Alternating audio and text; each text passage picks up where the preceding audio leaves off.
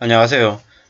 예금 금리가 이제 계속 올라가죠. 예적금 금리가 올라가니까 이제 함부로 사람들이 주식에, 부동산에 관심을 안 가지는 거죠. 점점 더 돈 있는 사람들은 그 돈을 굴려서 돈을 더 불릴 수 있는 시기가 오는 것 같습니다.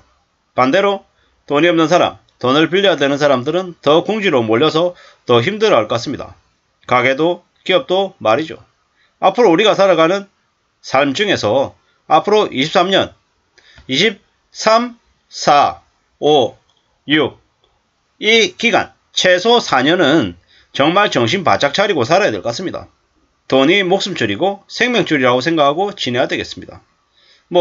지금 같은 시기에 장사하시는 분들, 중소업체를 운영하시는 분들은 되게 힘들 것 같습니다. 어떻게든 고정비를 줄이고 임금비 최소화하고 좀 안전하게 탄탄하게 살 궁리를 해야 될 것 같습니다.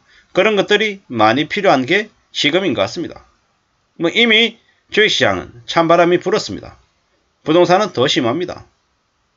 예적금 금리가 계속 오르니까 사람들이 적금을 넣으려고 하지 주식에 관심 안 가지는 거죠. 부동산도 관심 안 가지는 거죠.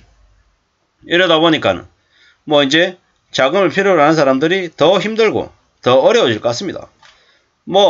은행은 은행대로 자기네들 이제 여러 가지 이제 지수를 만들어야 돼, 지표를 지켜야 되다 보니까는 금리를 더 높여서 이제 예적금을 이제 모집하고 있는 거죠.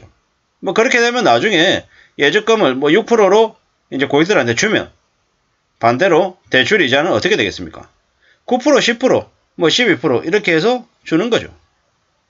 결국에는 예적금 금리만 올라가는 게 아니라 대출을 받는 사람들의 대출 이자가 올라간다로 또 해석을 하는 게 맞겠다라는 거죠. 이렇게 되면 점점 더 자금을 운영해야 되는 사람, 대출을 내야 되는 사람들의 부담이 더 커진다라는 거죠. 앞으로 더 많이 힘들어질 것이다라고 봐야 되겠습니다. 이제 급격한 금리 인상으로 예금 금리가 높아지니까 MMF에서 머니마켓 펀드, 이제 대기성 자금인 거죠. MMF에서 자금이 빠르게 유출되고 있답니다.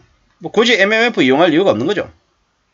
3개월 MMF 수익률이 0.65%, 1개월이 0.23%인데 시중은행 금리가 3, 4%니까 당연한 거죠. 게다가 강원도 레고랜드 그 관련해 가지고 단기자금 시장이 경색되다 보니까 전반적으로 단기자금에 있던 자금들이 빠져나가고 있더라는 겁니다. 댓글들을 보면요, 뭐라고 되어 있는지 이렇게 되어 있습니다. 악순환이다.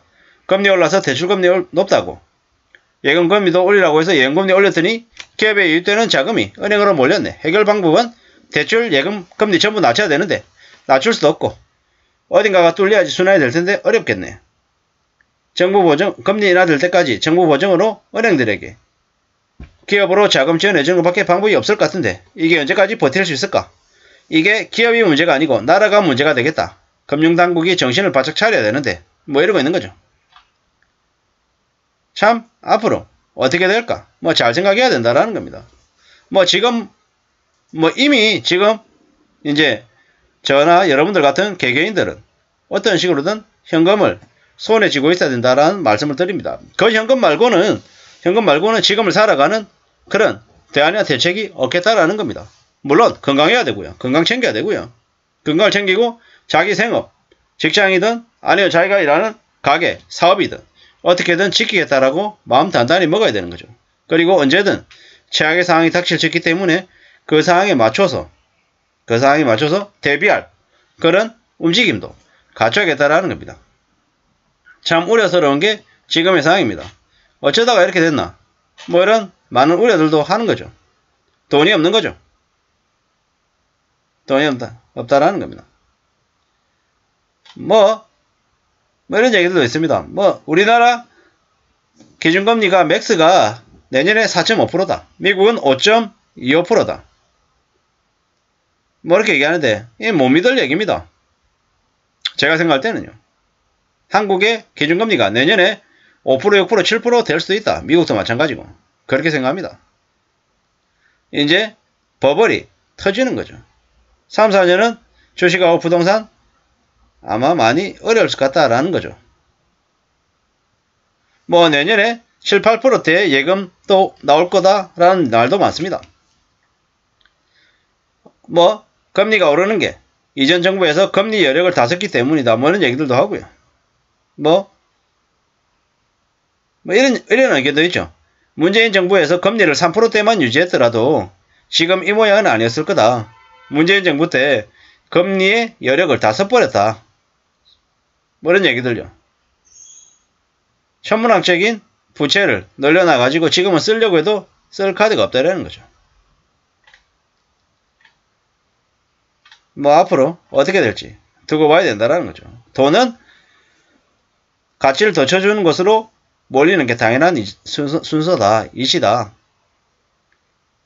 앞으로 현금 부자는 그 현금을 이용해서 돈을 더 많이 버는 시기일 거다라고 이야기하네요. 참 어처구니 없고 충격적인 일인 거죠. 앞으로 어떻게 될까? 뭐 이런저런 생각들을 하는 겁니다. 참 조심도 조심해야 될 것 같습니다. 앞으로 어떻게 될까요? 대한민국의 IMF가 사실상 다시 왔다라고 봐야 되겠습니다. 더 우려스러운 거는 IMF 때보다 깊이는, 그 위기 충격의 깊이는 더 깊고 기간은 더 길어질 것 같다라는 겁니다. 1997년 IMF 때는 97년 11월에 IMF가 벌어졌지만 빨리 수습하고 빨리 IMF를 탈출했습니다. 그런데 이번에는요. 금방 탈출할 수 없을 거다라는 거죠. 3년, 4년, 5년 어쩌면 그보다 더 기간이 길어질 수도 있겠다라는 생각을 해봅니다. 돈이 얼마나 무서운지 정신 바짝 차리고 살아야 됩니다. 뭐 이래저래 돈이 있으면, 여윳돈이 있으면 돈을 더 벌 수 있고 더 많은 기회를 가지겠지만 돈이 없고 빚을 져 있는 사람들은 앞으로 좀 더 많이 힘들어질 것 같습니다. 지금 이렇게 한국의 경제가 많이 어려운 이유 중에 하나가 지금 현재 윤석열 정부 아래에 있는 경제금융팀들이 일하지 않고 그들이 책임지지 않고 그들이 막장짓을 하고 있는 탓이기도 하다라는 말씀을 드립니다.